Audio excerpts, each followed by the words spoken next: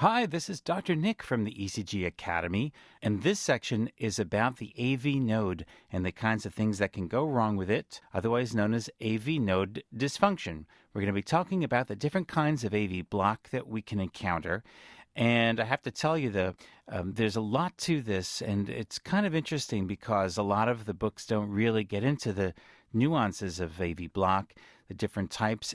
There's a lot of misunderstanding out there, and my plan here is to try to get you guys to understand this thoroughly. Let's just start with the idea that you have muscle cells, of course, and if you remember, cardiac muscle cells are capable of depolarizing, and for the most part, sodium rushes into the cell, which causes the cell to go from a negative voltage on the inside, depolarizes the cell, so now the inside of the cell is more positive because you've got all these positive charges that have just gone into the cell. And then potassium, which is the predominant ion inside the cell, sometime later rushes out, basically restoring the normal resting membrane potential by making the inside less positive, going back to the resting membrane potential. Well, when depolarization occurs mainly through sodium rushing into the cell, we call it sodium dependent.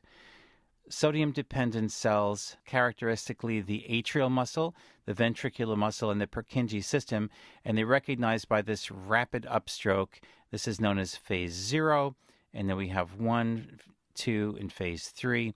Phase 4 would be diastole, when certain pacemaker currents will allow certain cells to depolarize spontaneously. You know, all the cells in the heart can depolarize spontaneously to some degree. So those are sodium-dependent cells. But if you notice that the SA nodal cells and the AV nodal cells, the action potential looks a little bit different. They don't have a very rapid upstroke of phase 0 during depolarization.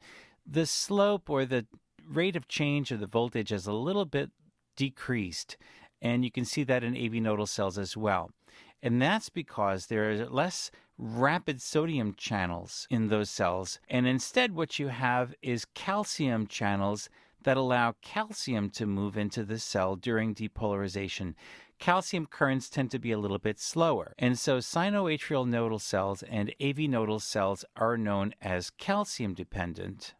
This becomes important because they behave differently. We will talk more about this in the advanced physiology video, discussing the differences between calcium-dependent and sodium-dependent cells.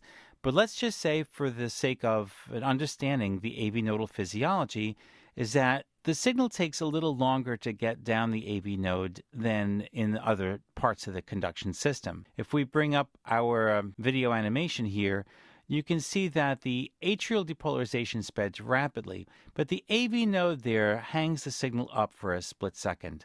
So there's a little bit of delay in the conduction through the AV node, and this becomes important in understanding what happens when the AV node is incapable of conducting every impulse. Okay, so let's just get rid of this for now, and we're going to talk a little bit about the structure of the AV node. Okay, even though we draw the AV node as sort of a compact structure, it's very complex. And if you look at it under the microscope, you can see there's quite a crazy architecture going on, but it's basically located in the septum of the atrium. So here's the left atrium on this side, the right atrium on this side, and the ventricular septum is here.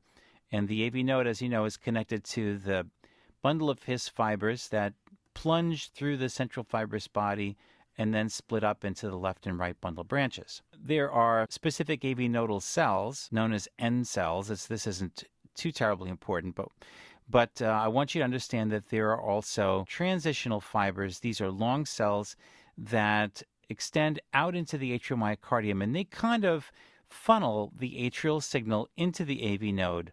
So as the atrium depolarizes, the signal is led into these transitional fibers and enters the AV node, where it then gets delayed. Just so you know, there are other fibers that can enter the AV node at other locations. In fact, when we start to talk about certain kinds of rapid heartbeats, we'll touch more on the role of this slow AV nodal pathway. But for now, let's just ignore the fact that there may be multiple fibers going into the node. The AV node, as I said, delays the signal for a split second, and then the signal rapidly emerges out the other end and goes down the His-Purkinje system into the ventricles. So how do we assess the state of the health of the AV node? From the outside, there's not much you can tell other than simply measuring how long does it take for the signal to go from the atrium to the ventricles. And that gives you a rough idea of the health of this AV nodal conduction system. How do we measure that? We measure it on the surface ECG as the PR interval. Remember, the P wave represents atrial depolarization. The PR segment is usually a flat area that you can see after the P wave and before the QRS complex. The Q wave, this is a nice Q wave here, which is a downward deflection. The R is the upright, and the S is a negative deflection after the R wave. And then, of course, you can see the T wave. There's an ST segment here that we'll talk about in future lessons. But let's just talk about the P and the PR interval. Where does the P wave start? It starts where the P wave just leaves the baseline. Where's the baseline? Well, that's the segment that's in between the previous T wave and this P. Now you can see in this ECG the baseline does drift a little bit, but you can get a sense that right about here is where the P wave begins. And right about here is where the QRS complex starts. Now with some practice you can eyeball these PR intervals, but the best way to do it now at this stage of the game is to use a pair of calipers. So let's bring our calipers over and we'll put the first point right where the P wave leaves the baseline, and the second point we place right where the Q wave starts, where the QRS complex leaves the PR segment. Then we'll take our calipers and put the one point on a heavy line, and we can measure number of milliseconds. Remember, each 1 millimeter small box is 40 milliseconds, so you have 40, 80, 120. This would be 160, but it's like 3/4 of a box here, so you have to call this 150 milliseconds.